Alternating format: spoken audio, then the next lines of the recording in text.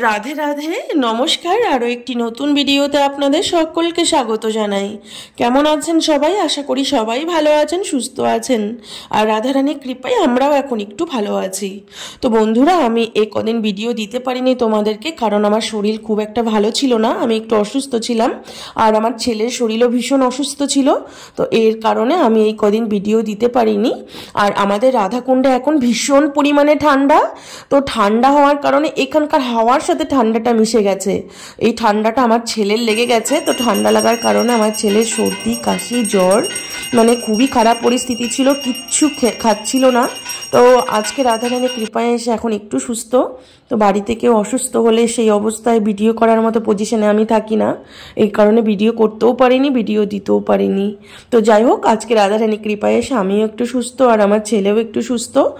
তো যাই হোক, তো আজ শুক্রবার আর আজ পুত্রদা একাদশী। তো আজকের এই একাদশী তিথিতে যে আমাদের বাড়ির পাশে যে মন্দিরটি রয়েছে, বরাকলি মন্দির, তো সেই মন্দিরের যে মহন্তজি ছিলেন, তো সেই মহন্তজির আজকে তিরোভাব তিথি। তো কালকে তিথি মানে দ্বাদশীতে তিরোভাব তিথি, আর আজকে তার হরিনাম চলছে। তো আমি ভাবলাম বাড়ির কাছে যখন মহাত্মার তিথি, তখন সেই মহাত্মার তিথি এখানে আমাদের রাধাকুণ্ডের বৈষ্ণবরা কিভাবে পালন করে সেটাই তোমাদের সাথে একবার শেয়ার করি। তো এই যে আমাদের বাড়ির সঙ্গেই যে আমি এর আগেও আশ্রমটা দেখিয়েছি, তো সেই আশ্রমের যে মহন্তজি ছিলেন শ্রী শ্রী প্রেমানন্দ দাস বাবাজি মহারাজ, তো সেই মহারাজের তিরোভাব তিথি কালকে, মানে পুত্রদা একাদশীর যে দ্বাদশী তিথি, সেই দ্বাদশী তিথিতে। তো আজকে যেহেতু একাদশী, তো আজকে হরিনাম চলছে। 7 দিন ভাগবত কথা হলো। ভাগবত কথা হওয়ার পরে তোমার 24 ঘন্টা মানে অষ্টপ্রহর হরিনাম চলছে। হরিনাম হওয়ার পরে কালকে দ্বাদশী, কালকে মহোৎসব। তো যাই হোক, তো আজকে হরিনাম চলছে সে মন্দিরে, আর কালকে সকাল থেকে যেহেতু রান্না বাড়া সব শুরু হয়ে যাবে, তো সেই হিসেবে এখন সবজি আমানি হয়ে গেছে, সব কিছু রেডি, মানে রাত্রেই সব কিছু রেডি করে রাখা হবে। কালকে মানে 2000 বৈষ্ণবের ভক্তরা প্রসাদ পাবেন এখানে সে মহাত্মার তিথি উপলক্ষে। তো এই যে মহাত্মাদের তিথি, মানে মহাত্মাদের যে তিরোভাব তিথি, যেরকম আমাদের সাধারণ জড়জগতের মানুষ মারা গেলে তাদের যে বাৎসরিক করা হয়, তেমনি মহাত্মাদের তিরোভাব তিথি পালন করা হয়। তো এই মহাত্মাদের তিরোভাব তিথিতে আমরা যদি যোগদান করি, এই মহাত্মার তিরোভাব তিথিতে যদি আমরা প্রসাদ পাই, তাহলে এই মহাত্মার কৃপা লাভ হবে, এই মহাত্মার আশীর্বাদ লাভ হবে। তো এই জন্য ধুমধাম করে এই মহাত্মার তিথি পালন করা হয়। রাধাকুণ্ডে প্রচুর সিদ্ধ মহাত্মা আছেন, তো তারা প্রাপ্তি হয়ে গেছে, যত প্রাচীন মহাত্মা সবাই প্রাপ্তি হয়ে গেছেন।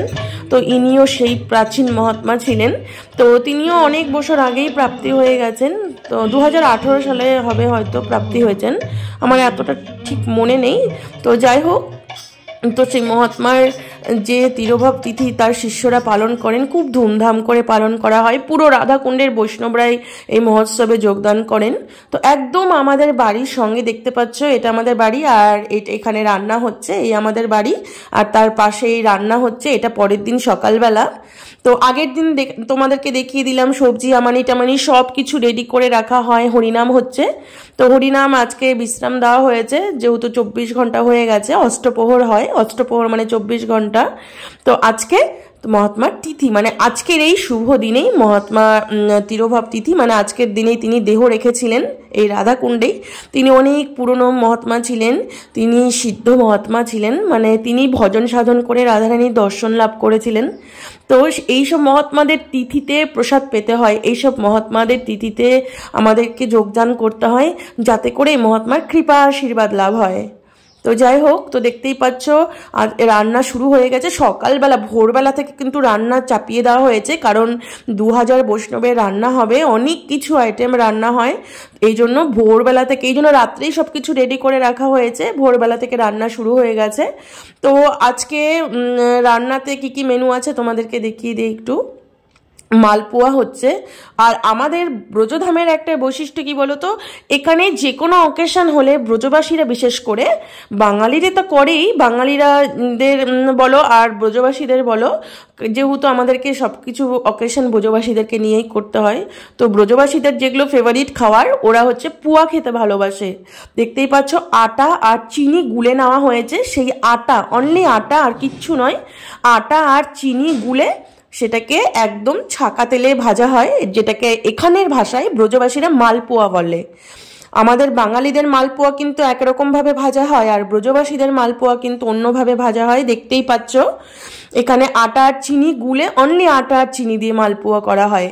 আর এই মালপোয়ার সাথে একটা শুকনো শুকনো সবজি, ফুলকপি, বাঁধাকপি, আলু, মিষ্টি কুমড়ো, যত রকম সবজি আছে সব কিছু মিশিয়ে একটা সবজি, আর কারি পকোড়ি। মানে কারি বলতে ওই যে দই দিয়ে, টক দই দিয়ে যে একটা সবজি তৈরি করা হয়, পকোড়ি বানিয়ে সেই কারির মধ্যে ছেড়ে দেওয়া হয়, সেই কারি পকোড়ি, একটা মিক্স সবজি, তার সাথে মালপোয়া আছে, আর তার সাথে রাজভোগ আছে, তার সাথে লাড্ডু আছে। তো আর যেটা মানে ব্রজবাসীরাও খেতে ভালোবাসবে, বাঙালিরাও খেতে ভালোবাসবে, তার সাথে মটর পোলাও আছে। তো বাঙালিদেরও যে খেতে ভালোবাসে সেটাও করা হয়েছে, ব্রজবাসীরা যেটা খেতে ভালোবাসে সেটাও করা হয়েছে, কারণ এসব মহাত্মাদের তিথি ব্রজবাসী বাঙালি সব মিলেই করে, এই জন্য সব রকম আইটেমই করা হয়। তো মহাত্মাদের যখনই তিথি পালন করা হয় তখন কিন্তু 64 মহন্তের ভোগ হয়। আমাদের বাংলায় যেটা করে মহাপ্রভুর ভোগ যেটাকে বলে, কিন্তু এখানে মহাপ্রভুর ভোগ না, এখানে 64 মহন্তের ভোগ। ওই তার মধ্যে মহাপ্রভু, নিত্যানন্দ প্রভু, পঞ্চতত্ত্ব, 6 গোস্বামী, দ্বাদশ গোপাল, অষ্ট গোস্বামী, অষ্টকবিরাজ, যত মহন্ত আছেন সবার একসাথে টোটাল 64 মহন্ত হয়।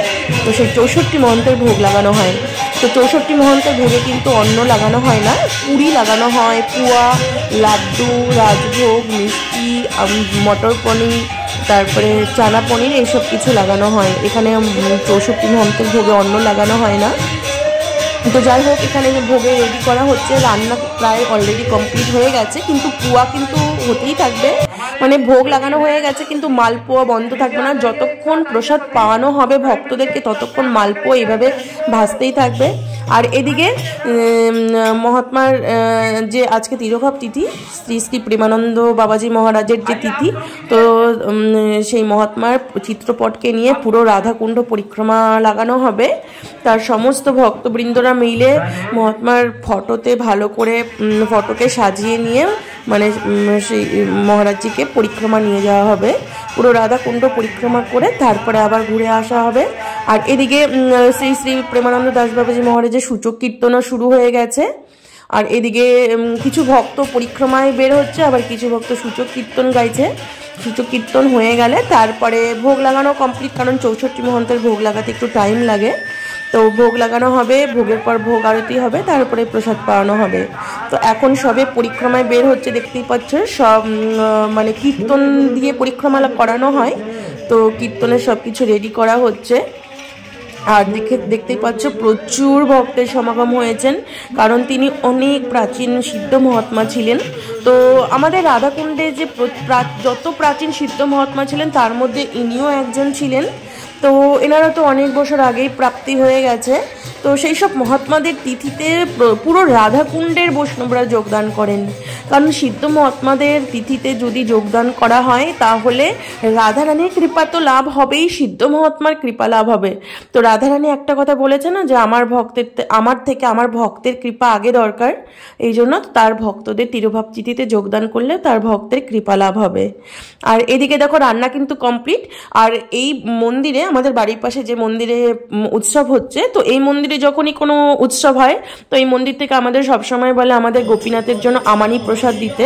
মানে যখন রান্না হয়ে গেল, মানে মহন্তের ভোগ হয়ে লেগে গেল, তারপরে মানে বৈষ্ণবরা প্রসাদ পাওয়ার আগে পর্যন্ত তো আমানি থাকে, তো সেই আমানি প্রসাদ আমাদের গোপীনাথকেও দেওয়া হয়।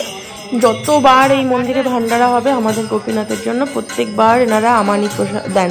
তো সেই আমানি ভোগ এনে তারপরে আমাদের গোপীনাথকেও ভোগ লাগানো হয়। মানে পুরো পাড়াতেই বলতে গেলে আমানি দেওয়া হয়।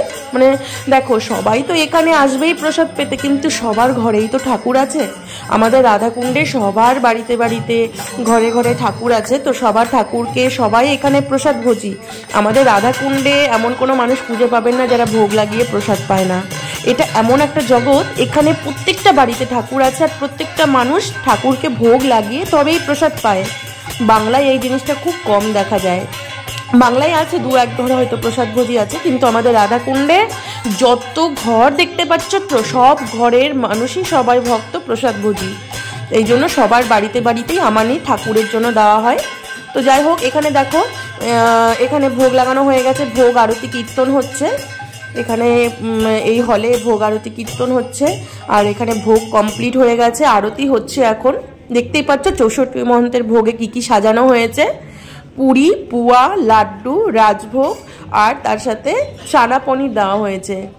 দেখতেই পাচ্ছ 64 মহন্তের নাম ধরে ধরে সবার আসন করে দেওয়া হয়েছে, সবার থাল সাজানো হয়েছে। তো সবার কাছে গিয়ে গিয়ে এখানে ভোগ নিবেদন করা হয়, আবার আরতি করা হয়, প্রত্যেকটা আসনের সামনে গিয়ে আরতি করা হবে। তো এইভাবেই এখানে 64 মহন্তের ভোগ হয়। তো বাংলায় আমি 64 মহন্তের ভোগ দেখিনি, বাংলায় আমি মহাপ্রভুর ভোগ দিয়েছি, 5টা পারস করা হয়।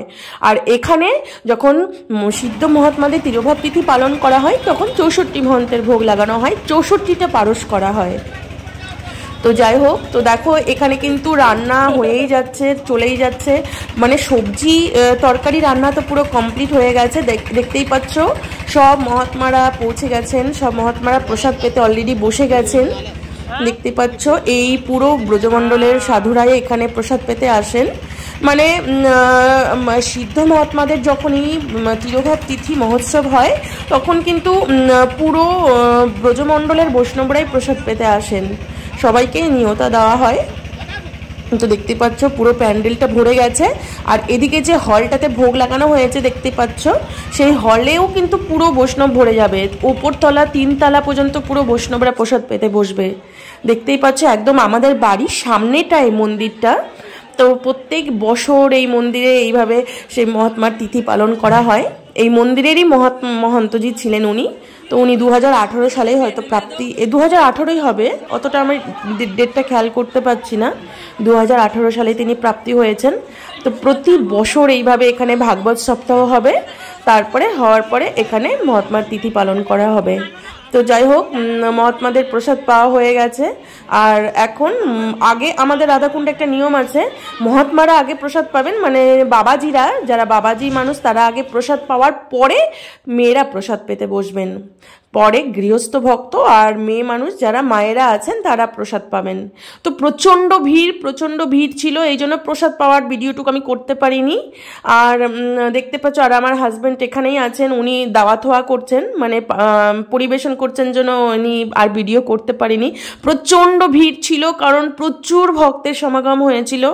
তো যাই হোক, তো আর এদিকে দেখো আমরা ওখানে গিয়ে আর প্রসাদ পেতে পারিনি, কারণ ওখানে দ্বাদশী ছিল আজকে, আর ওখানে পুয়া সবজি দিচ্ছিল। তো বাড়িতে আমাদের যে আমানি দিয়েছিল সেই আমানি প্রসাদই আমাদের হয়ে গেছে, আমাদের ঠাকুরের জন্য পারস দিয়েছিল, সেই পারসে যা ভোগ লাগিয়েছে সেটাই আমরা বাড়িতে প্রসাদ পেয়ে নিয়েছি। আর এখান থেকে আমার বাড়ির সামনে যেহেতু উৎসব হচ্ছে, এখান থেকেই দর্শন করেছি, এখানে যেতে হয়, দর্শন করতে হয়, তো সব কিছু দর্শন করেছি। তো এখন অন্ন আবার নতুন করে অন্ন হয়েছে, বিকেল এখন 5টার মতো বাজে। তো এখন আবার গরম অন্ন আবার আমাদের ঠাকুরকে দিয়েছে, তো এখন সেই অন্ন প্রসাদ পেলাম। আর আমাদের বাঙালিদের বলো দুপুরবেলা অন্ন, লুচি, পুরি এইসব ভালো লাগে না অন্ন না হলে, ভাত না হলে।